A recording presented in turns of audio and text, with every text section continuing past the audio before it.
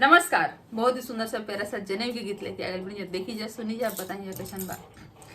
कहाँ के धोती पोथी कहाँ के जाने वाजी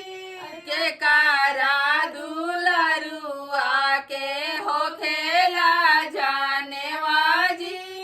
के कारा दुलरुआ के हो खेला जाने वाजी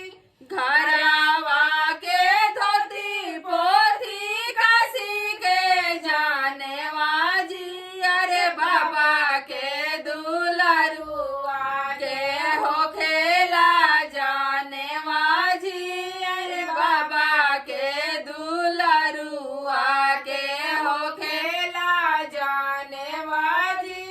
के बांधेला बेदी के मांगे ने गाजी अरे के ने गवा दिया जल के बिनले बेगाजी अरे के ने गवा दिया चलले के छिनले बेगाजी पंडित बांधे बेदी फूफा बाबा ने गवा दिहन चलले दादी छिनली बेगाजी अरे बाबा ने गवा दिहन चलले दादी छिनली बेगाजी कहाँ के जला कलसा कहाँ के जाने वाजी अरे के कारा दुलरुआ के पड़ेला जाने वाजी